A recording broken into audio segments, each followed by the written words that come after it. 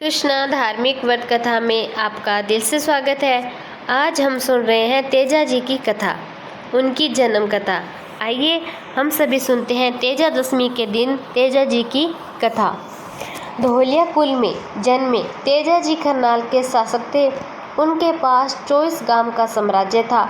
एक बार तेजा जी खेत में हल जोत रहे थे और भाभी द्वारा तेजा के पास खाना देरी से पहुंचाने पर तेजा जी को गुस्सा आया।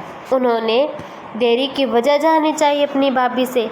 अपनी भाभी पर गुस्सा किया तो भाभी ने भी उनके वैवाहिक प्रसंग पर ताने भरे स्वर कह डाले। इस पर तेजा जी अपनी लीलन घोड़ी पर सवार होकर ससुराल में चले गए। पर वहां भी पहुंचते ही सास ने अनजाने में तेजा जी को श्राप दे दिया और कड़वे शब्द बोल दिए। इस पर तेजा जी फिर क्रोधित हो गए और वापस आ गए।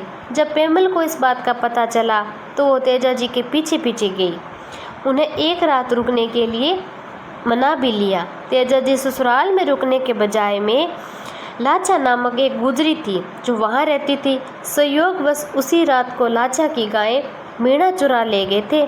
अब लाचा गुजरी पर तेजा जी को अपनी गाय छुड़ाने की विनती की। तब तेजा जी ने गौ रक्षा के खातिर मीणों का पीछा करना शुरू कर दिया और रात में ही तेजा जी वहाँ से निकल गए। अब रात में उन्हें एक सांप जलता हुआ दिखाई दिया। जलते सांप को देखकर तेजा जी ने अपने भाले से एक सांप को बाहर खींच लिया, आग की लपटों से खींच लिया। तब सांप अपने जोड़े से बिछड़ गया। तब सांप भी क्रोधित हो गया और तेजा जी से उसे डसने के लिए कहा कि मैं तुम्हें डसूंगा तेजा, तुमने मुझे अपने जोड़े से बिछड़ दिया है, अब मैं ये वियोग सहन नहीं कर सकता। तेजा जी ने नाग देवता की इच्छा को बड़ी ही विनम्रता से स्वीकार करते हुए सांप से कहा कि गाय छुड़ाने के बाद जब मैं वापस आऊँगा तुम्हें वचन देता हूँ, तब तुम मुझे डस लेना। तब नाग भी उनकी बात को मान लिया।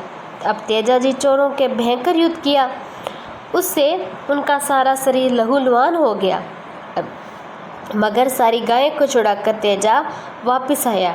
इसके बाद अपने वचन की पालना हेतु नाग के पास पहुंचते हैं, उसे डसने को कहते हैं। नाग तेजा जी के घायल शरीर को देखकर पूछते हैं कि मैं तुम्हें कहाँ डसूं, आपका शरीर तो पूरा ही लहूलुहान हो चुका है।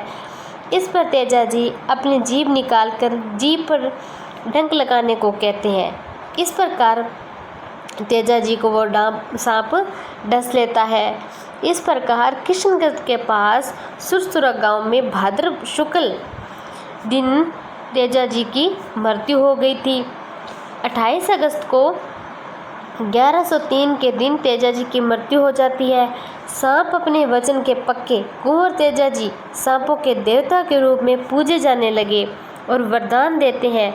आज भी तेजा जी के देवरा या थान पर सर्प डस वाले व्यक्ति के धागा बांधा जाता है। पुजारी जहर को चूस कर निकाल लेता है।